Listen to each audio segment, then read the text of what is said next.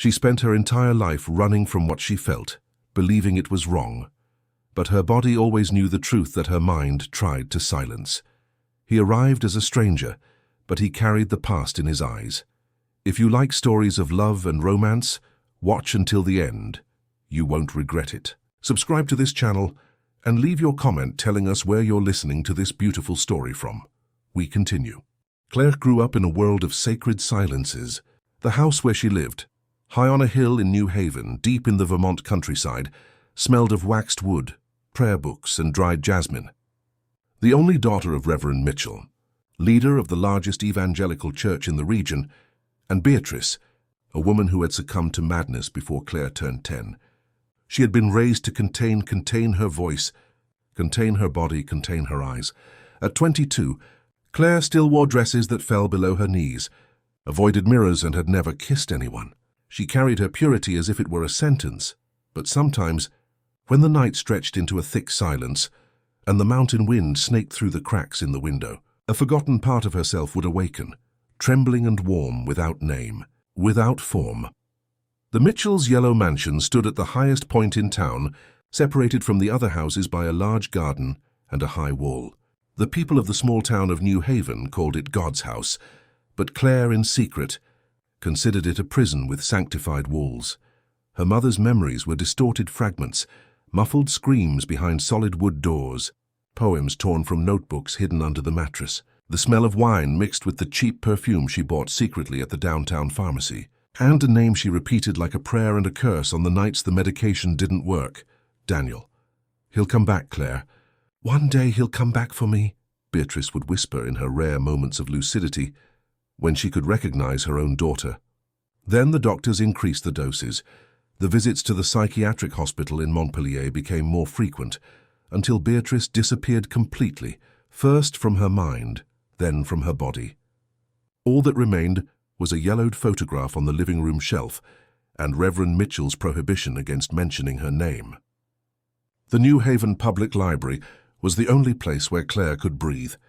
She worked there 3 times a week, organizing books and assisting the few patrons, mostly students from the public high school and elderly people looking for newspapers. It was the only activity her father permitted besides church, considering it edifying for the spirit, and because the library was on the same block as the temple. Besides, Mrs. Adelaide, the 72-year-old head librarian, was a faithful member of the congregation and had promised to watch over the girl. It was on a stuffy afternoon in December that everything began to change. The town's cultural center had received a donation of old books from a traditional family, a first edition of The Sound and the Fury, manuscripts from the early 20th century, and a set of diaries dating from the time of European immigration to the region. The town council, proud of its newly acquired treasure, hired a restorer from Boston to organize the material. "He arrives today," Mrs. Adelaide announced in her sharp voice, adjusting her purple-framed glasses. "An expert, they say. He used to work at the Library of Congress." Claire just nodded, busy cataloguing a new shipment of self-help novels the church had donated. She didn't even look up when the library door creaked, announcing a visitor. "Good morning. I'm looking for the person in charge of the library." The deep voice made Claire raise her eyes. He was tall, perhaps 35, with a scruffy beard and black eyes far too deep. He wore faded jeans, a wrinkled linen shirt, and carried a worn leather backpack. "Daniel Shaw," he introduced himself, extending his hand to Mrs. Adelaide, who looked at him with a mixture of admiration and suspicion. "I'm here about the manuscripts, Daniel." The name reverberated inside Claire like an old bell. A name, an echo, a shadow from her mother's delusions. In the days that followed, Claire discreetly watched the restorer from between the shelves. He worked in silence, cleaning manuscripts, restoring leather covers, piecing together lost histories. He had large calloused hands, decorated with faded tattoos that climbed his wrists and disappeared under his sleeves. When he thought no one was looking, he would hum old songs softly. Daniel said little. He drank black coffee without sugar, and sometimes went out to smoke in the side courtyard. He had scars on his face and arms, long as unspoken words. Claire noticed a particularly deep one that ran from his wrist until it vanished under his sleeve, as if he had tried to erase something by force.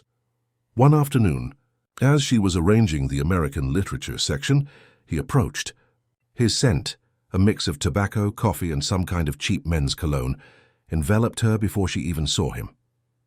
"Do you have a preference for any of these writers?"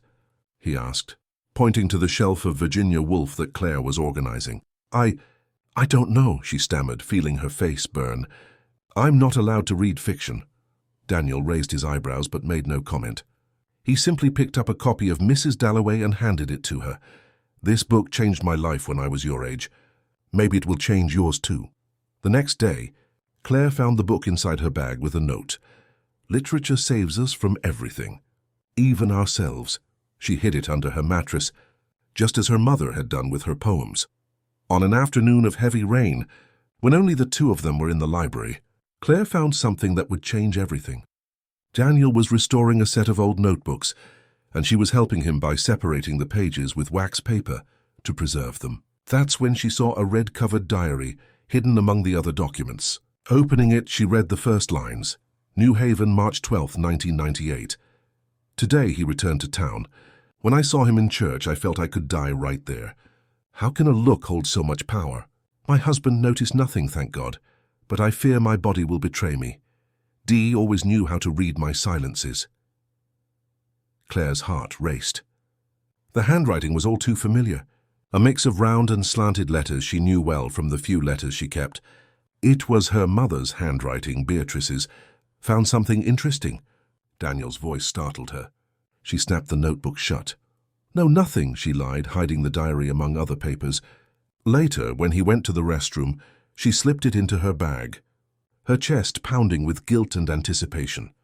That night, locked in her room, while the rain lashed against the windows and her father conducted a home service downstairs with the closest members of the congregation, Claire read her mother's diary. The writing was feverish.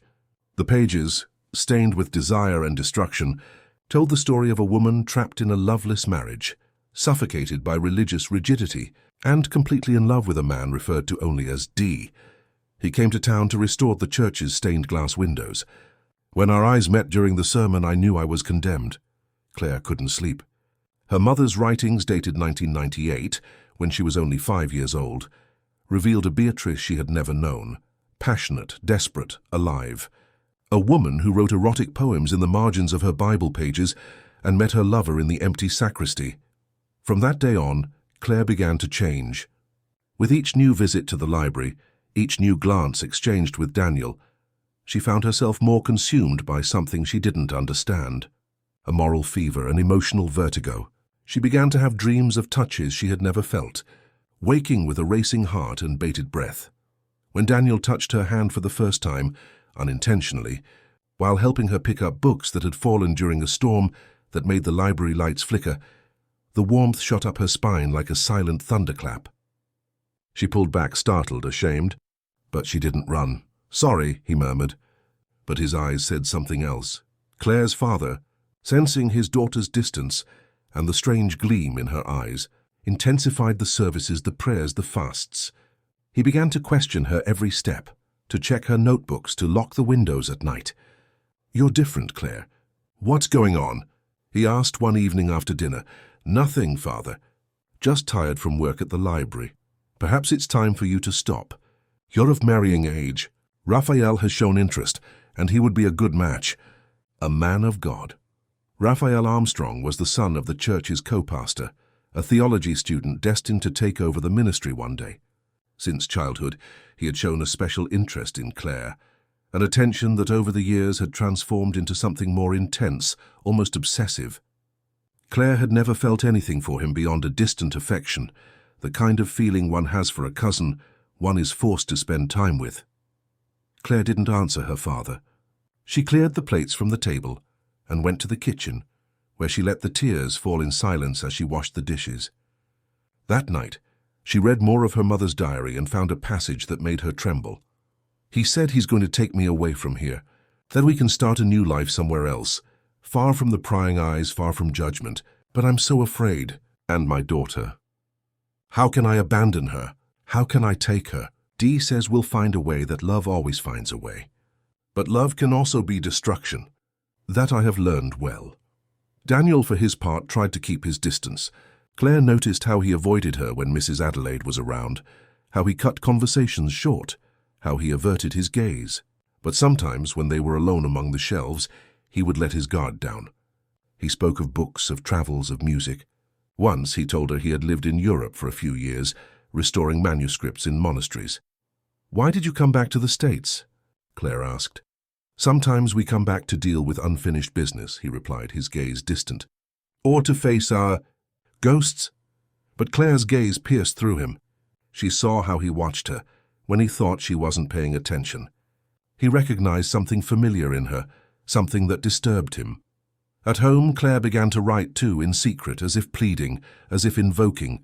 Confused poems, disconnected phrases, questions without answers. She hid the writings inside her mattress, just as her mother had done.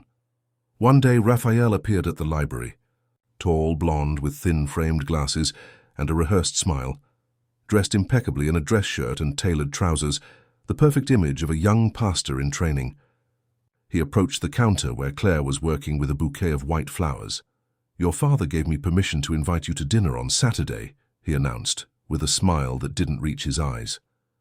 "We could go to that new restaurant downtown."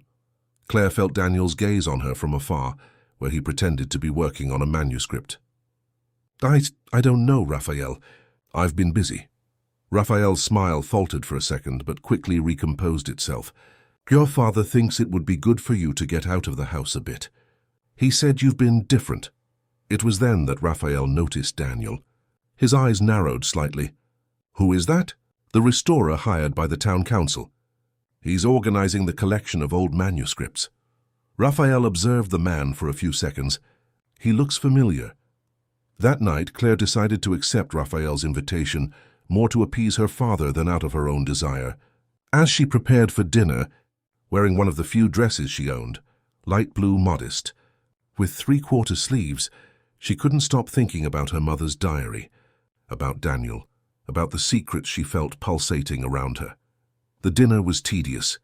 Raphael talked incessantly about his theological studies, about the plans for the church, about how blessed it would be to have a wife like Claire by his side when he took over the ministry. She smiled and nodded, absent, her mind wandering through corridors of books and ancient pages. It was as they were leaving the restaurant that Claire saw Daniel across the street, sitting alone at a bar table, drinking what looked like whiskey. Their eyes met for a brief, intense moment. Daniel slightly raised his glass in her direction, a silent, ironic toast.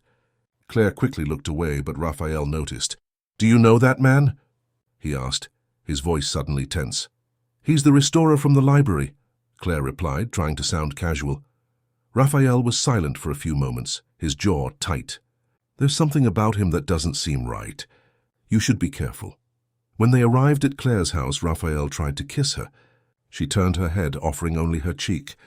He grabbed her wrist too tightly. "One day you will realize that we are destined for each other, Claire. It is God's will." She pulled her arm away, freeing herself. "Good night, Raphael." That night, Claire dreamed of her mother. In the dream, Beatrice wore a red dress and danced freely in the garden, her hair loose in the wind. "Be careful of men who claim to speak for God, my daughter," she said in the dream. "They are the ones who lie the most." The next morning, Claire woke with a determination she had never felt before. She dressed quickly and, before her father woke up, took her bicycle and pedaled to the library, even though it was Sunday and closed. She knew that Daniel often worked on weekends, when he could be alone with the manuscripts. He was there, as she had predicted, bent over a table laden with old pages. He looked up, surprised, when he saw her enter. "Claire, what are you doing here on a Sunday?" She closed the door behind her. Her heart was beating so loudly she was sure he could hear it. She walked over to him and placed her mother's diary on the table. "This diary belonged to my mother, Beatrice Mitchell. She wrote about a man named D, who came to New Haven in 1998 to restore the church's stained glass windows." Daniel's face went pale. He looked at the diary as if it were a snake ready to strike. "My mother went mad when I was 5. She spent her days in the psychiatric hospital repeating a name, Daniel. You're that Daniel, aren't you?" The silence that followed was so thick, Claire could feel its physical weight on her shoulders. Daniel ran a hand through his hair, a nervous gesture. His eyes, always so confident, now seemed lost. "I shouldn't have come back," he finally said. "But I needed to know. I needed to see..." "See what?" The library suddenly seemed too small, the air heavy and insufficient. Claire felt her legs weaken and leaned against the edge of the table. "See me?" "Why?" Daniel stood up and walked to the window. The Sunday sun illuminated the Vermont mountains, and the colorful houses scattered across the hills looked like miniatures in a nativity scene. For a long moment he just watched the landscape, his hands tense on the windowsill. "Beatrice wrote to me before she died," he said at last, without turning around. "A letter that took years to find me. When I finally received it, she was already gone. In the letter, she talked about you. She said you had her same eyes, the same restlessness, and that you would need help one day to escape." Claire felt the world spin. "My mother isn't dead." Daniel turned abruptly. "What do you mean?" "She's a patient at the Montpellier Psychiatric Institute.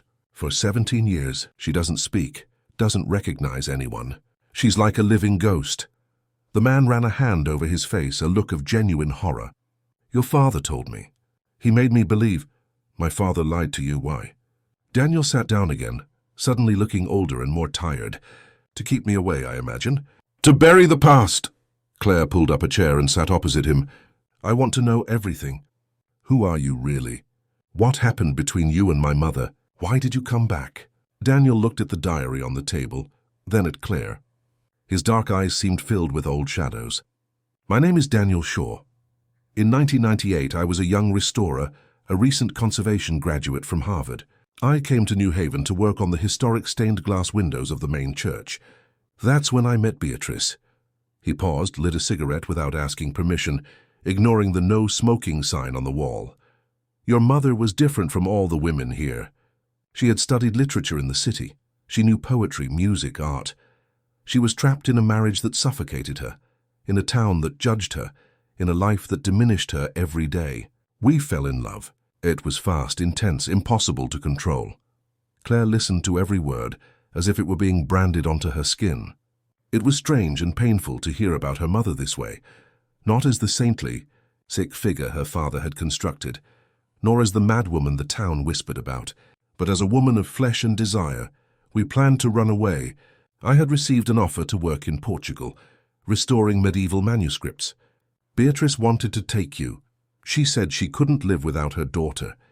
We prepared everything, but on the eve of our escape—" Daniel closed his eyes as if the memory still wounded him physically. "What happened?" "Your father found out. I don't know how. Maybe someone saw us. Maybe he found a letter. He confronted Beatrice, threatened to take you from her forever, to have her committed, to destroy my career. There was a terrible fight. I was waiting for Beatrice at our meeting spot with the tickets when I got a call from her. She was hysterical, saying she couldn't come, saw that she had made a terrible mistake, that I should leave alone." Daniel took a long drag from his cigarette, his hands trembling slightly. "I should have stayed. I should have gone to her, faced everything. But I was young, cowardly, scared.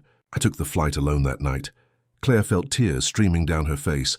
"And you never came back, until now." "I tried. A year later, when I finally gathered the courage, I came back to New Haven.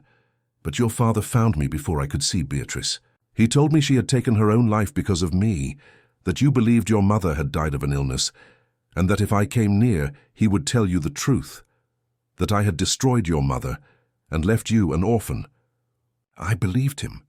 The guilt consumed me for years." Claire stood up abruptly. "But that's a lie. My mother didn't kill herself. She got sick. She had a nervous breakdown. She's alive! Now I understand why I received that letter. Somehow, in the midst of her madness, Beatrice managed to send a cry for help." Claire remembered something. "What was the date on the letter?" "July 12th, 2020. It reached me just 3 months ago." A shiver ran down Claire's spine. July 12th was her birthday, and 2020. On that date, I visited my mother at the hospital. It was the first time in years she seemed to recognize me. She held my hand and smiled. Daniel stood up, a new energy on his face. "We need to see her today." "Impossible. The hospital only allows family visits on Sunday afternoons, by appointment. Besides, my father always accompanies me. Then we'll find another way. Tomorrow I'll talk to doctors, lawyers, whoever it takes. Beatrice deserves the truth. You deserve the truth." Claire felt something awaken inside her, a fierce determination she never knew she possessed. I want to see the rest of the diaries. I know there are more, aren't there? My mother was always a compulsive writer. Daniel hesitated. Yes, there are. But I don't have them. They're hidden. Where? So Sanity in the church. In the basement behind the old confessional.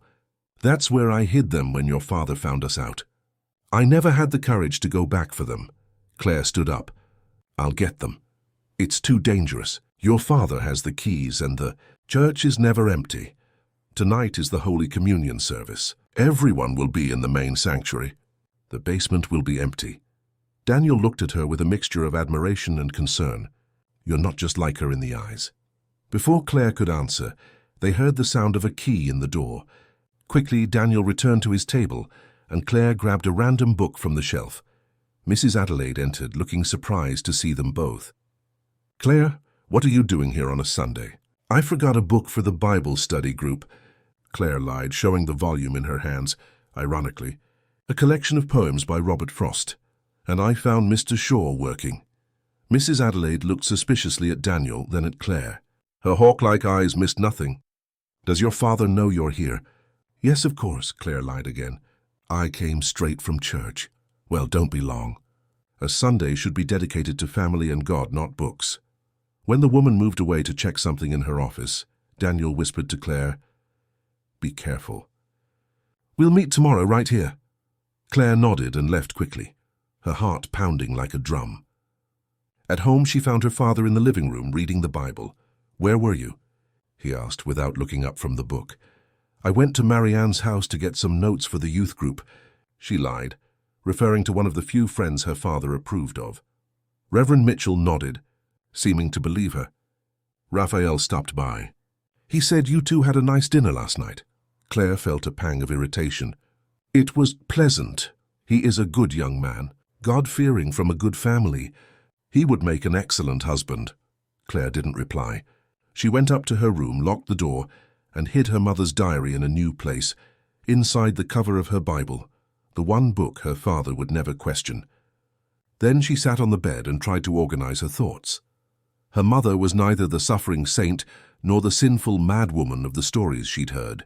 She was a woman who had loved, who had tried to escape, who had been silenced, and Daniel wasn't the demon she had imagined when she heard his name in Beatrice's delusions. He was just a man, with mistakes and regrets. That evening, during the service, Claire was restless. Sitting in the front pew as the Reverend's daughter, she sang the hymns and recited the prayers automatically, while her mind worked on a plan. When everyone went to the altar for Holy Communion, she excused herself, saying she wasn't feeling well. Go home then, her father said, concerned. Raphael can walk you. No need, she replied quickly. I'm just going to the restroom and I'll be right back. Instead, Claire went down the narrow stairs that led to the church basement. The place was dark and smelled of mildew and old candles. With her phone's flashlight, she found the old confessional, a relic from when the temple was still Catholic, decades ago, before it was bought by the evangelical congregation. Behind it, as Daniel had said, there was a small opening in the wall. Claire reached in and felt something, a metal box. She pulled it out, her heart racing. Inside the box were 3 more diaries, some envelopes of letters and a small music box. Claire took everything and stuffed it into her bag. As she was about to leave, she heard footsteps on the stairs. Claire, are you down there? It was Raphael's voice. Quickly, she hid the bag behind a stack of old chairs and stepped out of the shadows. I'm here. Raphael appeared, his face a mask of concern that didn't reach his eyes. What are you doing down here? Your father is worried. I thought I saw a cat come in.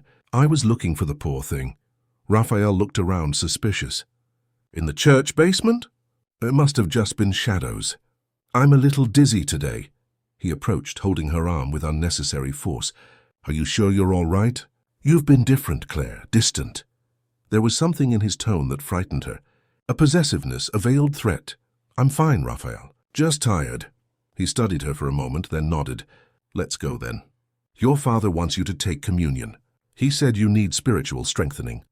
Before leaving, Claire managed to discreetly retrieve her bag.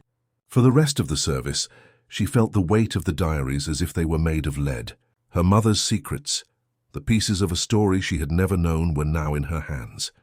The next morning, Claire called Mrs. Adelaide, saying she was sick and couldn't come to work. Instead, she locked herself in her room and plunged into reading the diaries. The stories she found left her breathless. Her mother wrote with a passion and honesty that made her cry several times. Beatrice described how she met Daniel at the unveiling of the restored stained-glass windows, how their fingers touched when they shared a hymnal, how they exchanged glances during the sermon. She wrote of their first kiss, hidden in the empty sacristy, of the constant fear, the consuming guilt, the liberating love. But there was more. In one of the diaries, Beatrice revealed a secret that made Claire freeze. "My greatest sin isn't loving Dee, it's hating my husband. The man who took me out of college with promises of a blessed future, only to lock me in this gilded cage. The man who burns my books when he finds them, who controls every penny I spend, every word I speak, every breath I take. The man who takes by force what should be given in love.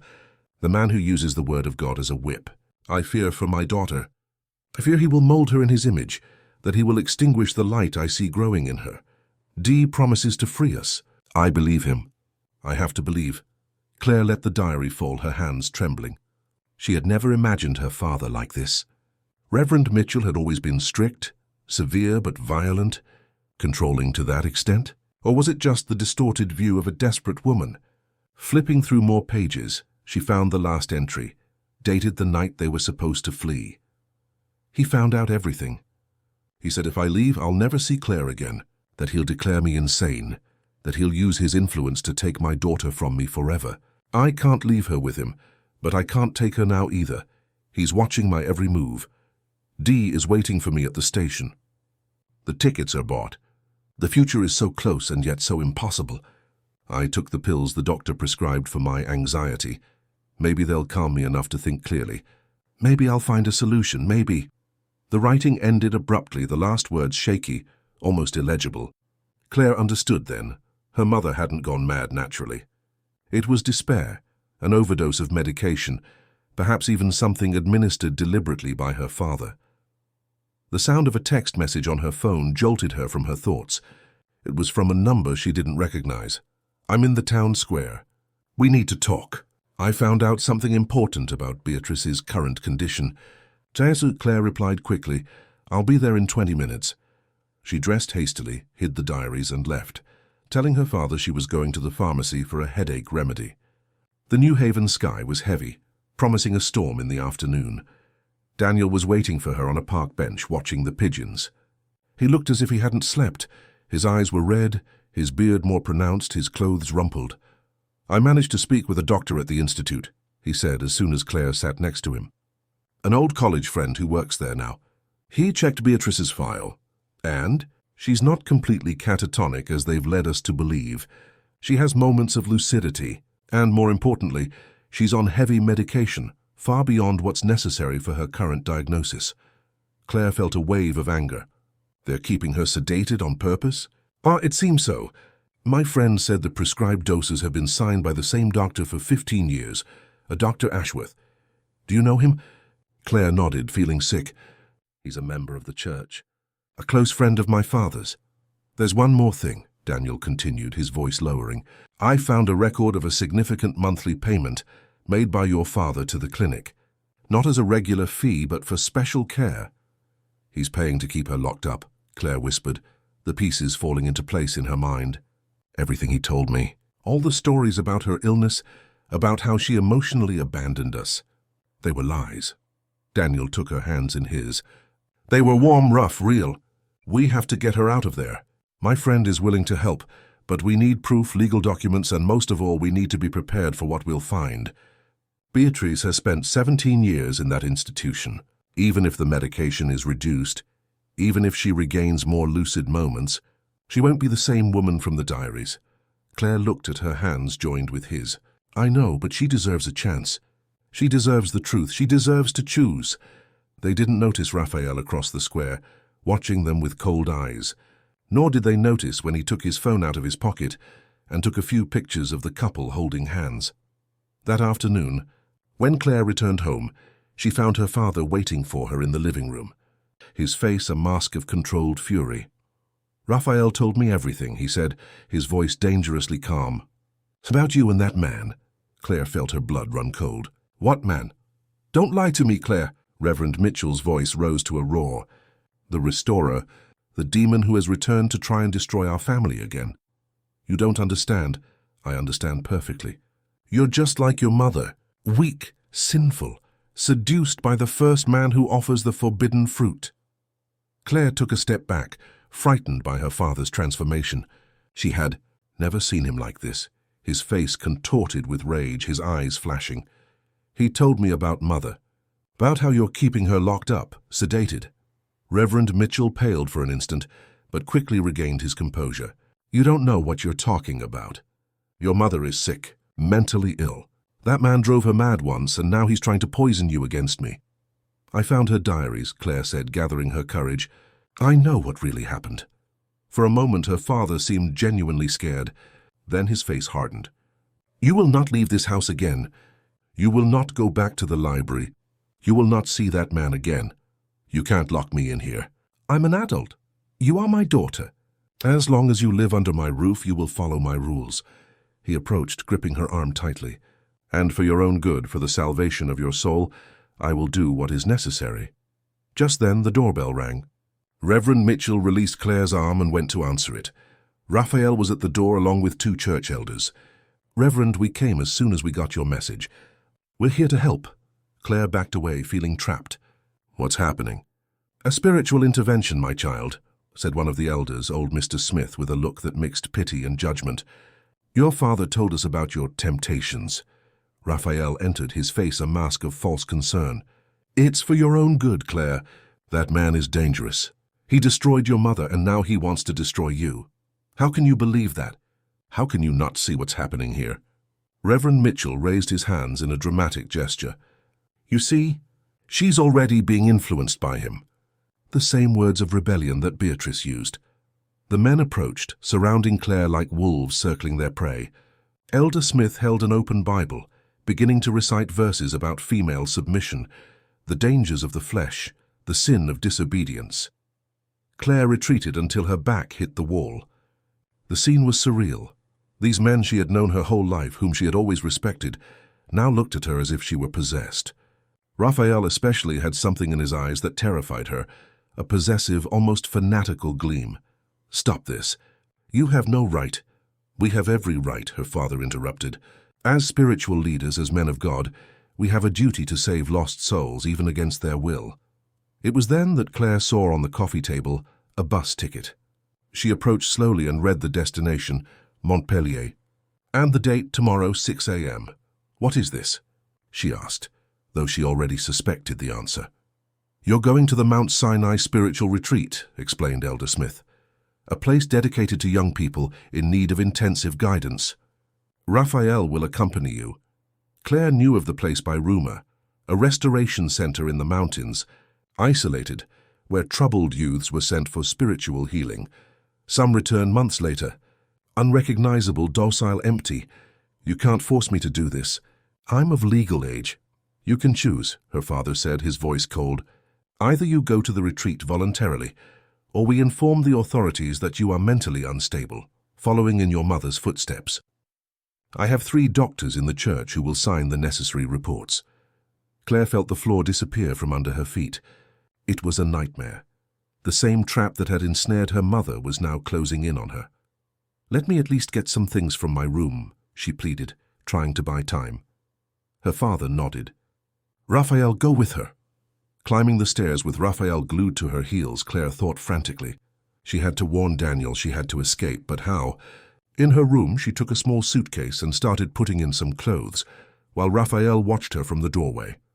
Don't look at me like that, he said. I'm doing this to protect you. Protect me? You're condemning me to the same prison as my mother. Raphael entered the room and closed the door. His expression changed, becoming more intimate, more threatening. It doesn't have to be this way. I can still convince your father to give up on the retreat. How? He came closer, touching her face with cold fingers. Marry me. Right now, today. Show your commitment, your submission. As the wife of a future pastor, you will be protected. Claire recoiled, disgusted. Never. Raphael's face hardened. Then you will suffer the consequences of your rebellion. Like your mother." When he turned to leave, Claire saw her chance. She grabbed the lamp from the nightstand and struck him with all her might on the back of the head. Raphael pitched forward, hitting his head on the corner of the dresser, and collapsed unconscious on the floor. For a moment, Claire stood frozen, staring at the still body, a patch of blood forming on the carpet. What had she done? Could he be? She knelt quickly and checked Raphael's pulse. It was still beating, strong and regular. He was just knocked out. Relieved and terrified at the same time, Claire acted quickly. She grabbed her mother's diaries, some money she kept in a small box, and her personal documents, and put them in a backpack. Then she looked out the window. Her room was on the second floor, but there was a tree close enough to reach. Many times as a teenager, she had imagined escaping that way, but she'd never had the courage. Now there was no choice. She opened the window silently and threw the backpack down first. Then she took a deep breath and climbed onto the sill. The nearest branch was less than a yard away. She would have to jump. The voices of the men downstairs continued in a heated discussion, planning her future without consulting her. "Forgive me, Mother," she whispered. "I'm coming to find you." And she jumped. The impact with the branch was painful, but she managed to hold on. She scrambled down the tree, scratching her arms and legs, tearing her dress. When she reached the ground, she grabbed her backpack and ran to the back of the property, where she knew there was a hole in the wall, usually covered by vines. She escaped onto the side street, her heart hammering in her chest. The rain was starting to fall heavy and cold. Claire ran through the dark streets of New Haven, with no certain destination, only knowing she had to find Daniel, had to tell him what she'd discovered, what she'd done. The storm intensified, turning the streets into muddy rivers. Claire ran to the public library, but it was closed and dark. She tried the inn where Daniel was staying. The receptionist informed her he had left hours ago and hadn't returned. Desperate, soaked to the bone, Claire decided to go to the one place she thought she might find him: the church. Not the main sanctuary, but the old side chapel, where the stained glass windows he had restored years ago were located. Arriving there, she found the side door unlocked. She entered, feeling the sacred silence envelop her. The stained glass windows, occasionally illuminated by lightning, told biblical stories: Adam and Eve cast out of paradise, Moses receiving the commandments, Jesus in Gethsemane. And it was there, kneeling before that last window, that she found Daniel. He was praying, or at least seemed to be, his head bowed, his hands clasped. "Daniel," she called, her voice trembling. He turned, surprised, then alarmed at her state. "Claire, what happened?" Between sobs, she told him everything: the confrontation with her father, the elder's intervention, the plan to send her to the retreat, Raphael's proposal, the assault, the escape. Daniel held her tight, their wet bodies clinging together like survivors of a shipwreck. "We need to get out of town now." "But what about my mother? I can't abandon her." "We're not abandoning her. We're going to Montpellier tonight, before your father realizes what's happened. My doctor friend can help us see her, to assess her real condition. And after that, one step at a time, I have an apartment in Boston. We can go there, consult lawyers, fight for legal guardianship of your mother." Claire pulled back a little, looking him in the eyes. Why are you doing all this for us?" Daniel held her face between his hands. "Because I've carried this guilt for 17 years. Because I abandoned Beatrice when she needed me most. Because—" He hesitated. Because when I look at you, I see the same light that I fell in love with in Beatrice. And I know it's wrong, I know it's complicated, but I can't help it." Claire felt her heart race. Of all the revelations, all the discoveries of that day, this was the one that shook her the most. It wasn't just the past that connected them. It was something present, alive, pulsating. "I don't know what I feel," she confessed. "Everything is confusing, too intense. We don't have to define anything now. The important thing is to keep you safe, to find Beatrice." A noise at the chapel entrance made them turn. Raphael was there, bloodied, drenched, with a group of men behind him, including Reverend Mitchell. "I see the devil has returned to the scene of the crime," the Reverend said, advancing. "And my daughter, the seduced Eve, at his side." Daniel put Claire behind him protectively. "It's over, Reverend. We know everything. About Beatrice, about how you've kept her prisoner all these years, about the lies." "You know nothing," the Reverend roared. "I was only trying to protect my family." That woman was possessed by the demon of lust, destroying our home, our reputation. And you, he pointed at Daniel, were the instrument of evil. Raphael stepped forward, a trickle of blood still running down his forehead. She attacked me. She tried to kill me. Claire felt her fear turn to fury. That's a lie. You tried to force me to marry you. You threatened me. The men advanced, surrounding them. There were 6 in all, the Reverend Raphael and 4 men from the church, all with hard, determined expressions. Give yourselves up, Reverend Mitchell ordered. Claire will go to the retreat for her own protection. And you, he looked at Daniel, will face the legal consequences for trespassing, assault, and corruption of a minor. She's an adult, Daniel retorted. And you're the one who should fear the law after what you did to Beatrice. The Reverend smiled, a cold, confident smile. Who will believe you? An outsider with no roots and a troubled young woman like her mother. I have the whole town on my side. All the respect built over decades of service to the community. He was right, Claire realized. In New Haven, Reverend Mitchell's word was almost law. Who would believe them? Just then, Daniel's phone vibrated. He glanced at the screen and something in his face changed. Hope. It's time for you to go, said a female voice from the chapel entrance. Everyone turned. Mrs. Adelaide was there, with a black umbrella and a determined expression Claire had never seen before. Adelaide, what is the meaning of this? The Reverend asked, confused. It means it's time for the truth, Mitchell. The old librarian advanced, unperturbed. I kept silent for 17 years. I watched as you destroyed Beatrice, as you imprisoned her, as you built a life of lies. I will not do the same with Claire. Claire looked at the woman, stunned. You knew. I knew everything, my dear. I saw the love between your mother and Daniel blossom among the books, just like yours. I saw your father find out and go mad with jealousy and wounded pride. I saw Beatrice taken away, drugged, declared insane. And I said nothing out of fear, out of cowardice. You're senile, old woman, Reverend Mitchell spat. No one will believe your stories. Mrs. Adelaide smiled, a sad smile. I wouldn't count on it. I have letters, Mitchell. Letters that Beatrice gave me before she was committed. Letters addressed to the authorities, detailing your abuse, your manipulations. Letters I promised to deliver if anything happened to her or her daughter. The Reverend's face went pale. How you're bluffing. Test me. Or better yet, ask Raphael. He found some of those letters last week when he was rummaging through my office at the library. Didn't you, boy? Raphael looked away, confirming without words. A car is waiting outside, Mrs. Adelaide continued. It will take you to Montpellier, to the Institute. Dr. Morris is waiting, yes, Mitchell. The new clinical director is not part of your circle of influence. He has authorized a complete re-evaluation of Beatrice, with an immediate reduction in her medication. This is absurd. A conspiracy. No, Reverend, the old librarian replied. This is justice. Belated, but justice. Daniel took Claire's hand. Shall we go? She nodded, unable to speak through her tears. Together they followed Mrs. Adelaide out of the chapel, into the rain that was beginning to subside, leaving behind Reverend Mitchell shouting empty threats, and Raphael looking on with impotent hatred. In the car, as they left New Haven behind, Claire finally managed to ask, How did you know where to find us? Daniel called me, Mrs. Adelaide explained, when you didn't show up at your agreed meeting spot. I had been watching everything for weeks, ever since he arrived and I realized who he was. I was waiting, Claire, waiting for the truth to finally come out. Daniel held Claire's hand tightly. We're going to find your mother.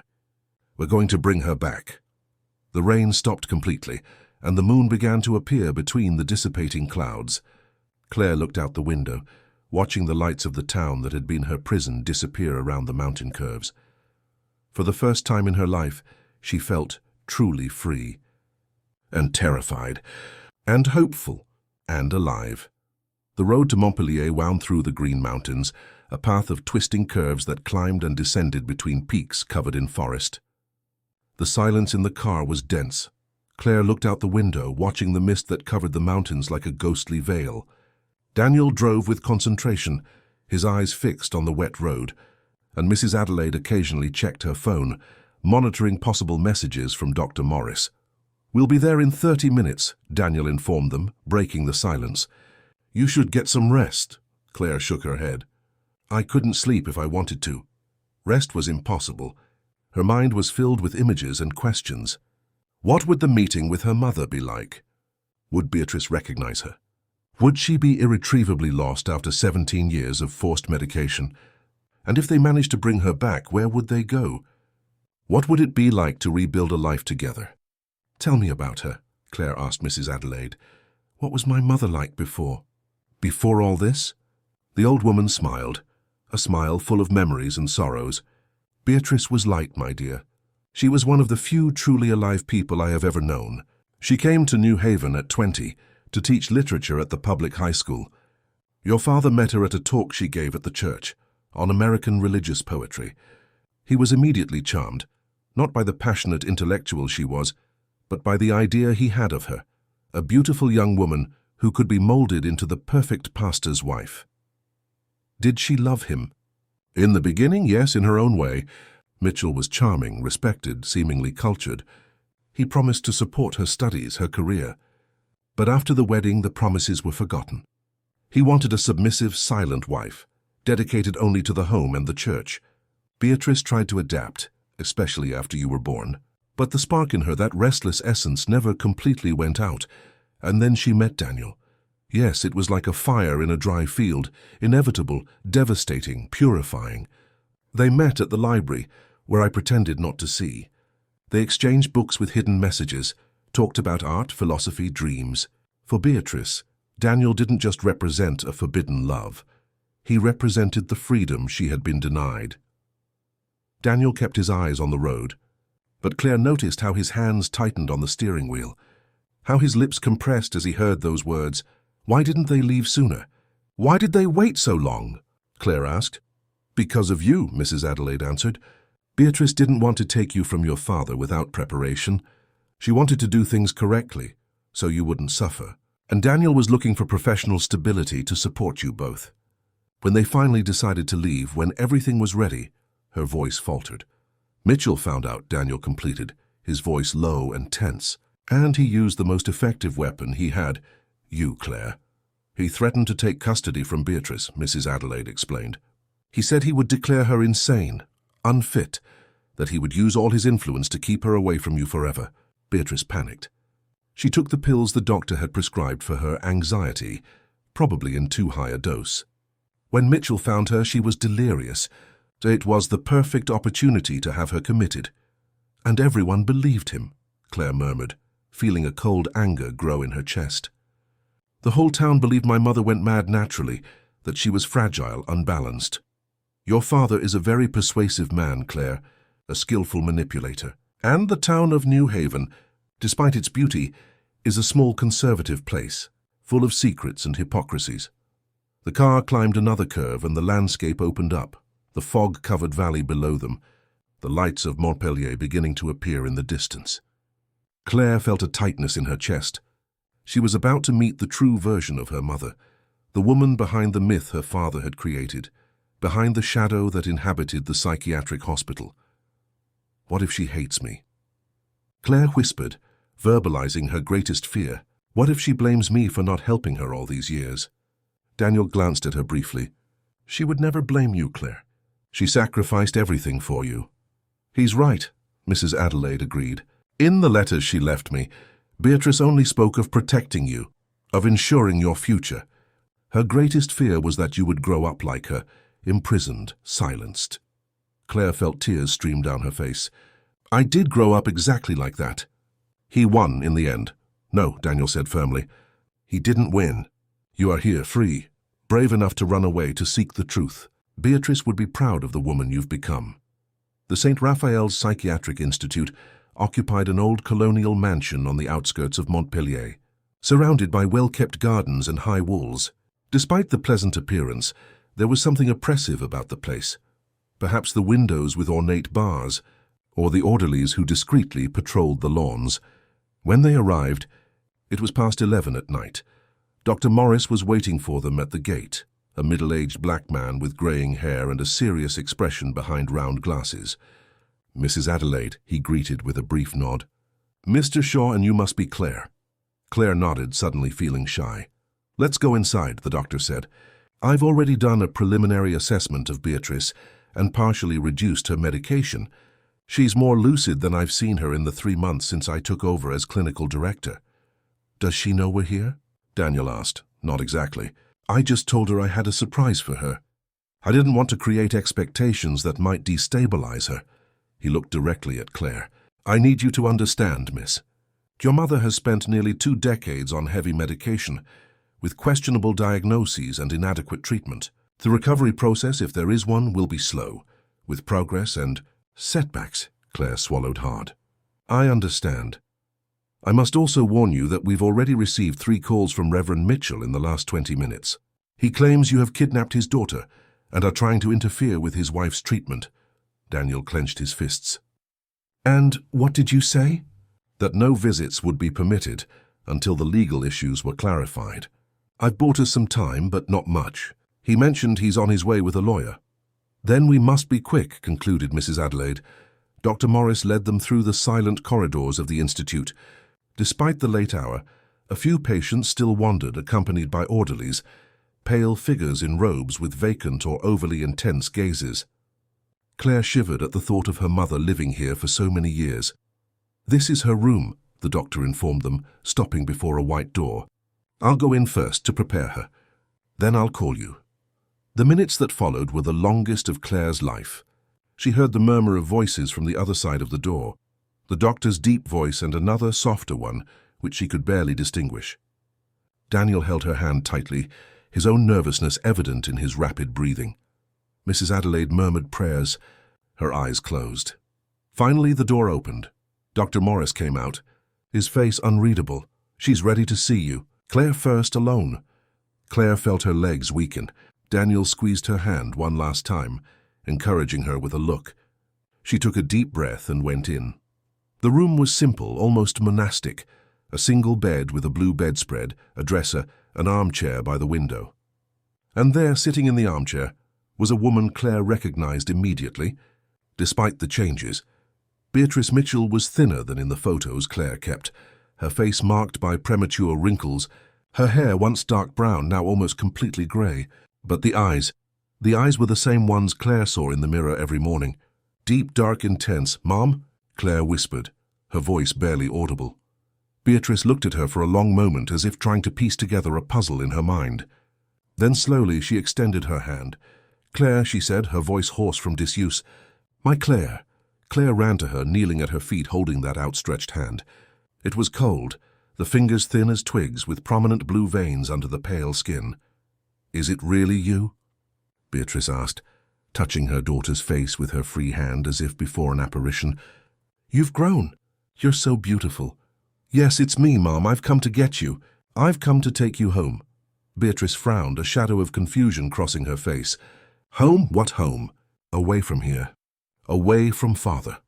The mention of her husband made Beatrice flinch slightly, a conditioned reflex from years of fear. Does he know you're here? It doesn't matter. He can't control us anymore. I know everything, Mom. I read your diaries. I met Daniel. The name made Beatrice freeze. For a moment her gaze drifted, as if revisiting deep memories. Daniel, she repeated, the name a prayer on her lips. He's alive. Yes, and he's here. He came for both of us. A tear ran down Beatrice's face. Then another, and another, until she was sobbing, a silent cry that shook her entire frail body. Claire hugged her, feeling the prominent bones under the thin fabric of the robe, smelling the institutional scent of disinfectant that had replaced the perfume she vaguely remembered from childhood. Why did it take so long? Beatrice asked between sobs. So many years, so many dreams, so many pills. He didn't know, Mom. Father lied to him. He told him you had died. Beatrice pulled back a little, looking into her daughter's eyes. There was a spark of lucidity there that surprised Claire, as if under the fog of the drugs the strong, intelligent woman from the diaries still existed. I want to see him, Beatrice decided. Claire went to the door and gave a signal. Seconds later, Daniel entered, followed by Mrs. Adelaide. He stopped at the entrance as if he had taken a physical blow upon seeing Beatrice. His hands were trembling visibly. B, he said, using the nickname no one else used. Beatrice stood up from the armchair with some difficulty. For a moment it seemed she might fall, but she held herself steady. Her eyes roamed over Daniel from head to toe, absorbing the changes of the years. The shorter hair, the wrinkles around his eyes, the scars on his arms. "You came back," she said simply. "I promised I would." 17 years, she whispered. 17 years in which every day was a small death. Daniel took a step forward, then another. "I believed I had lost you forever. I lived with that ghost, with that guilt." They were face to face now, separated by inches and by years of pain. Beatrice raised a trembling hand and touched his face. The same gesture she had made with Claire. "You've gotten older," she noted with a small smile. "You're still beautiful," he replied. Beatrice let out a short, almost ironic laugh. "Liar, you always were." And then, in a move surprisingly agile for someone who seemed so fragile, she embraced him. Daniel wrapped his arms around her carefully, as if afraid of breaking her. Their foreheads touched, and for a moment they said nothing, just breathed together, reconnecting on a level beyond words. Claire watched the scene with tears in her eyes, feeling simultaneously a part of that moment and an intruder. Mrs. Adelaide came over and placed a hand on her shoulder, a silent gesture of support. The moment was interrupted by the abrupt arrival of Dr. Morris. "They're here," he announced, his voice tense. "Reverend Mitchell, a lawyer, and 2 police officers. They're in the reception, demanding to speak with the administration." Daniel pulled away from Beatrice, but kept his arm around her shoulders. "What do we do?" "I have a plan," the doctor said, "but we need to act fast. Mrs. Adelaide, did you bring the documents you mentioned? Beatrice's letters?" The librarian nodded, pulling an envelope from her purse. "They're all here." "Excellent. Mr. Shaw, you mentioned you have a journalist friend?" "Yes, Luke Mills from the Boston Globe. I've already briefed him on the situation in case we needed him." "Call him now. Tell him we have a story of abuse of power, forced institutionalization, and medical corruption involving one of the most influential pastors in the state." While Daniel made the call in a corner of the room, Dr. Morris turned to Beatrice. "Ma'am, I know this is difficult, but I need you to tell me clearly, do you wish to leave this institution? Are you here of your own free will?" Beatrice straightened her shoulders, a sudden dignity taking over her posture. "I have never been here of my own free will. I was incarcerated, drugged, silenced. I want my life back. I want my daughter. I want my freedom. And are you willing to make that statement formally before witnesses?" "I am willing to shout that truth from the mountaintops, Doctor." The doctor smiled briefly. "That won't be necessary. An official statement will suffice." He turned to Claire. "I'll buy you time with them downstairs. You go down the back way to my car. My assistant, Dr. Simone, is waiting. She'll take you to a hotel in a nearby town, where you'll be safe until tomorrow. I have a friend in the district attorney's office who will meet us there." "And father?" Claire asked. "He won't give up easily." "Leave him to me," said Mrs. Adelaide, a determined glint in her eyes. "I've known Augustus Mitchell for over 30 years. I know exactly where all his secrets are buried." The escape from the hospital was surreal, like a movie scene Claire never imagined she would star in. They went down a service staircase, Beatrice leaning on Daniel, Claire carrying the small bag Dr. Morris had helped them hastily pack. Outside, the night was clear now, the full moon illuminating the back garden. Dr. Simone, a young woman in a white coat with curly hair tied in a bun, was waiting for them by a silver Honda Civic. "Quickly," she instructed, opening the doors. I can already hear raised voices at the main entrance. As they drove away from the institute, Claire looked out the back window. She saw her father coming out the main door, gesturing furiously, followed by Raphael and 2 men she presumed were police officers. For a brief moment, their eyes met from a distance. The Reverend seemed to freeze, recognizing the departing car. Then his face contorted into a mask of rage. "He's not going to leave us alone," Claire murmured. "Not immediately," Dr. Simone agreed, maneuvering the car onto the main road. "But Dr. Morris has substantial evidence of medical malpractice and abuse of authority in your mother's case. And with the journalist involved, well, Reverend Mitchell will have to choose between pursuing you and protecting his reputation." In the back seat, Beatrice looked out the window with wide, wondrous eyes, like a child seeing the world for the first time. "The stars," she whispered. "I had forgotten how bright they are here in the mountains." Daniel held her hand. "I'll show you all the stars in the world. I promise." The Nightingale Inn was a small guest house in a neighboring town, hidden among ancient trees overlooking the valley. Dr. Simone left them there around 1 in the morning, promising to return with Dr. Morris and the prosecutor at noon.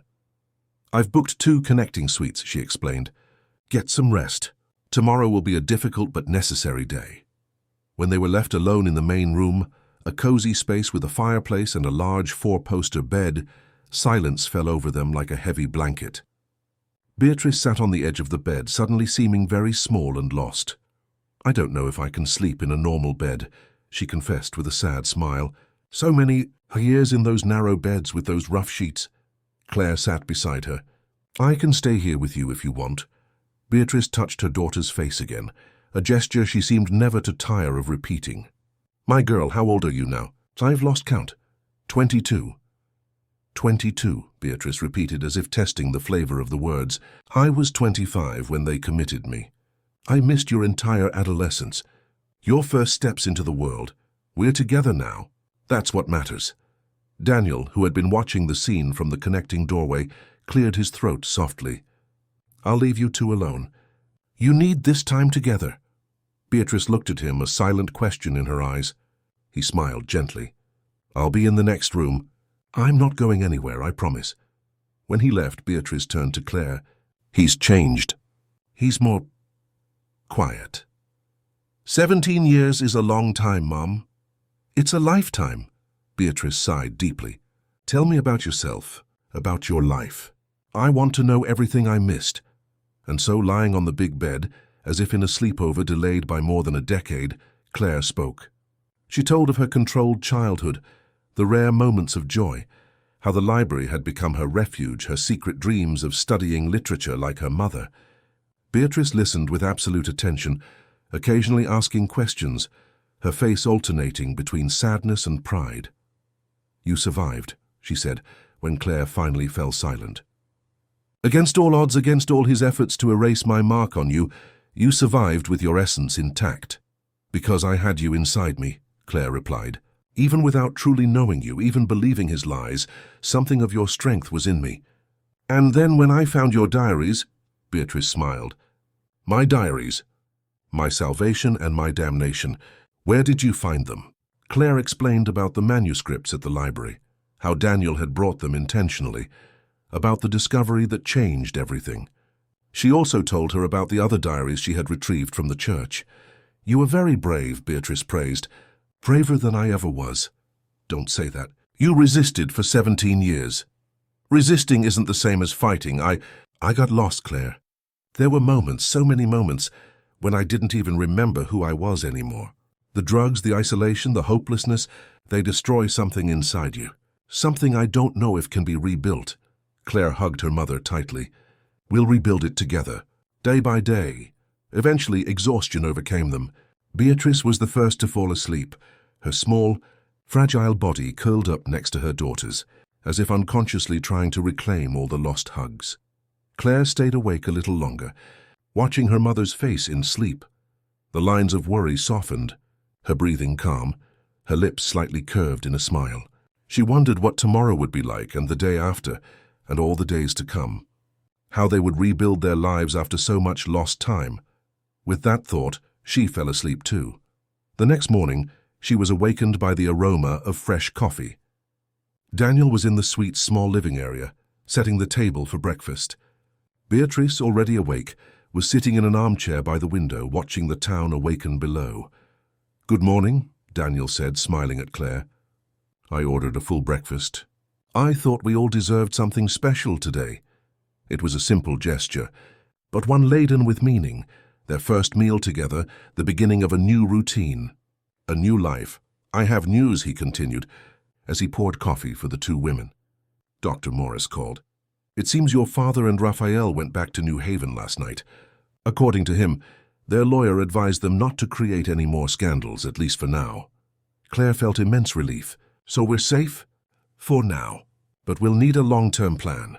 The prosecutor who's meeting us today, Mr. Paul Rogers, specializes in cases of violence against women and abuse of power.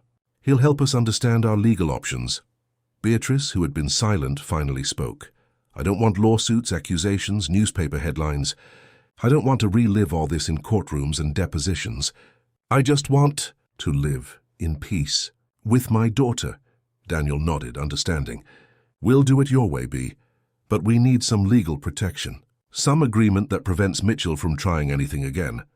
The meeting with the prosecutor, Mr. Rogers, Dr. Morris, and Mrs. Adelaide, who arrived around 2 in the afternoon, was enlightening. Mr. Rogers, a bald, energetic man in his 50s, explained that they had enough evidence for a criminal case against Reverend Mitchell for false imprisonment, abuse of power, and possible administration of harmful substances. But I understand your desire to avoid public exposure, Mrs. Mitchell, he said. And there are alternatives. We can negotiate a formal agreement, a commitment where he pledges not to contact you or your daughter, in exchange for you not taking the case to court. Would he accept that? Claire asked, skeptical. With the threat of a scandal that would destroy his career and possibly land him in prison? Yes, I believe he would. And my marriage? Beatrice questioned. Am I still legally married to him? Technically, yes, but we can file for a contested divorce based on abandonment and cruelty. Given the circumstances, any judge would grant it quickly. And where will we live? Claire asked, the practical question finally surfacing. We can't go back to New Haven. Daniel, who had been silent for most of the meeting, cleared his throat lightly. I have a proposal. As I mentioned, I have an apartment in Boston. It's spacious, has 2 bedrooms, and is in a quiet neighborhood near BU. You could stay there while you get back on your feet. Beatrice looked at him with a mixture of gratitude and hesitation. We don't want to be a burden, Daniel. You never would be. He hesitated, choosing his words carefully. I spent 17 years carrying the guilt of having abandoned you, Bea, of not fighting hard enough. Please let me help now. There was an exchange of glances between them, a silent communication that Claire couldn't quite decipher. Finally, Beatrice nodded. Thank you. We accept your offer. For now.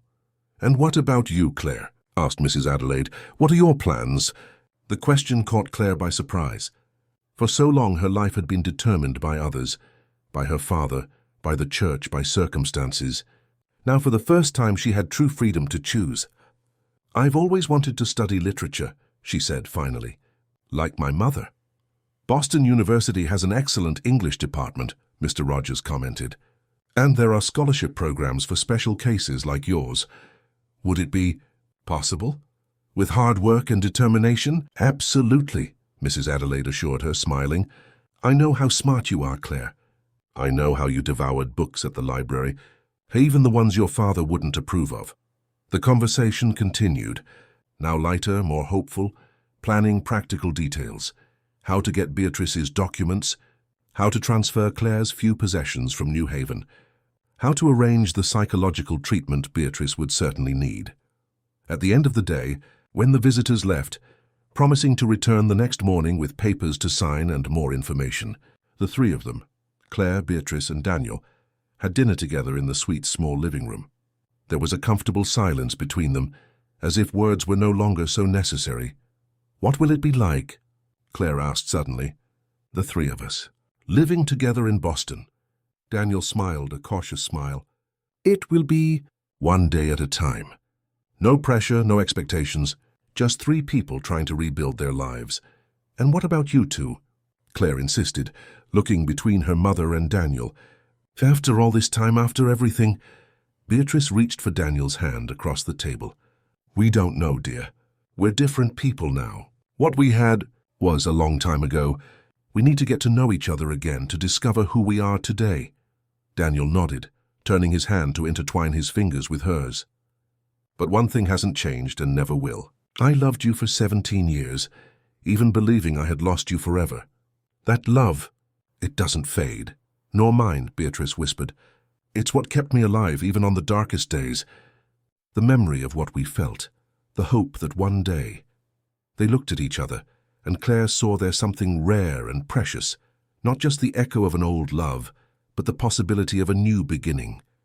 Beatrice was right. They were different people now.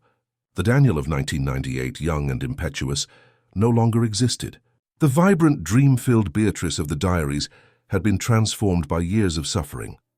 But perhaps from these new versions of themselves, something equally beautiful could be born. 3 days later, they left for Boston. The agreement with Reverend Mitchell had been signed in the presence of Mr. Rogers and a lawyer representing the church. The Reverend accepted all terms, pledging not to contact either Beatrice or Claire, not to contest the divorce, not to create obstacles for Claire's move. In return, there would be no criminal charges, no public exposure. Raphael attempted one last approach, appearing at the inn on the morning of their departure. Claire met him in the lobby alone, looking smaller and less threatening than in her memories. "I came to say goodbye," he said, not looking directly at her. "And to apologize. I truly believed I was protecting you." Claire studied him for a moment. There was sincerity in his voice, but also something else, a rigidity, a wounded pride. Raphael was a product of the same environment that had nearly destroyed her. The controlling church, the suffocating morality, the toxic masculinity disguised as spiritual leadership. "I hope one day you find your own freedom, Raphael," she said finally, "that you discover who you are beyond what they always told you should be." He looked up, surprised by her response. For an instant, Claire glimpsed the boy he had once been, insecure, eager for approval, trapped by the same crushing expectations she knew so well. "Goodbye." "Claire," he said simply, and left. The drive to Boston was quiet, each lost in their own thoughts. Beatrice spent most of the time looking out the window, observing the changing landscape with genuine fascination. Every now and then, she would point to something, a particular mountain, a winding river, a field of wildflowers, like a child discovering the world. Daniel drove with concentration, occasionally glancing in the rearview mirror where he could see Claire in the back seat, reading one of the books Mrs. Adelaide had given her as a gift, a collection of poems by Emily Dickinson. The city of Boston welcomed them with its characteristic chaos, the heavy traffic, the buildings that seemed to touch the sky, the fast pace that contrasted sharply with quiet New Haven. For Claire it was exciting, for Beatrice, slightly frightening. Daniel's apartment was in a leafy neighborhood near the university, a third-floor unit in an old but well-maintained building, with large windows and hardwood floors. It was simple yet cozy, with walls covered in bookshelves and a few pieces of modern art. "It's not much, but it's ours for now," he said, opening the windows to air out the space. "The master bedroom is yours. I'll take the smaller one, which I use as an office." Beatrice walked through the apartment slowly, touching the furniture, the books, the curtains, as if needing to confirm the reality of it all. "It's perfect," she said finally. That night, after a simple dinner they prepared together, they sat on the small balcony. The lights of Boston shone in the distance, and even with the city's light pollution, a few stubborn stars managed to be visible in the sky. "What will we do tomorrow?" Claire asked. Daniel smiled. "Whatever you want. We can explore the city, visit BU, find a doctor for Beatrice, buy new clothes, or just stay here and rest. I want to see bookstores," Beatrice decided. "Big bookstores, where I can spend hours just touching the books, smelling them." "Bookstores it is then," Daniel agreed. Claire watched the two of them, sitting side by side, still cautious with each other, still relearning how to be close. There was a delicacy in their gestures, as if they were both made of crystal. "And after?" she asked. "After tomorrow and the day after and the day after that." Daniel took Beatrice's hand and extended his other to Claire, who accepted it. Thus connected in an imperfect circle, he replied, "I don't know exactly, but I know we'll be together to figure it out. One day at a time, one step at a time, no rush." "No fear." Beatrice smiled, a genuine smile that lit up her whole face, making her look years younger. "No imposed silences," she added. "Only the ones we choose." Claire squeezed the hands she held. "No prisons," she completed. "Only freedom." And there, on that Boston balcony, under the stubborn stars that insisted on shining despite the city lights, a new family was born. Not the perfect family of Reverend Mitchell's sermons, not the broken family of the years of separation, but something new, imperfect, fragile, still under construction, but true. 6 months later, Claire enrolled at Boston University as a special student in the English program. Beatrice, after intensive and appropriate psychological and psychiatric treatment, began tutoring high school students in literature. Daniel continued his restoration work, now with his own studio in the South End. Beatrice and Daniel rediscovered each other slowly, with patience and respect. Some days were difficult. Beatrice still had nightmares, moments of confusion, anxiety attacks. Daniel carried his own scars, his own ghosts. But they were together, finally, and that was all that mattered. Claire flourished in her academic freedom, discovering her voice, her passions, her strength. She made friends, met people from different backgrounds and beliefs, and expanded her horizons beyond the invisible walls that had surrounded her youth. A year after their escape, on a Sunday afternoon, the three of them visited the Boston Common. Sitting by the edge of the pond, watching the swans, Beatrice took a small red-covered notebook from her bag. "I've started writing again," she announced, a soft blush coloring her cheeks. "It's not just memories this time. It's poems, short stories, reflections." Claire and Daniel exchanged emotional glances. "Read one for us?" Claire asked. Beatrice hesitated briefly, then opened the notebook. Her voice, once a hoarse whisper, was now stronger, more confident. She read a poem about rebirth, about a woman who emerged from the ashes like an imperfect phoenix, with singed wings, but determined to fly again. When she finished, there were tears in everyone's eyes. Daniel held her hand and kissed it gently. Claire rested her head on her mother's shoulder. "We're imperfect," Beatrice said, looking at the pond where the swans glided serenely. "All of us. Broken and mended, but we're whole enough to love, to live, to choose." "To choose," Claire repeated, thinking of the whole journey that had brought them here, of the difficult choices, the painful truths, the courage required to break from the past. And there, in that moment of shared peace, Claire knew they were truly free. Not because the past had been erased, it never would be,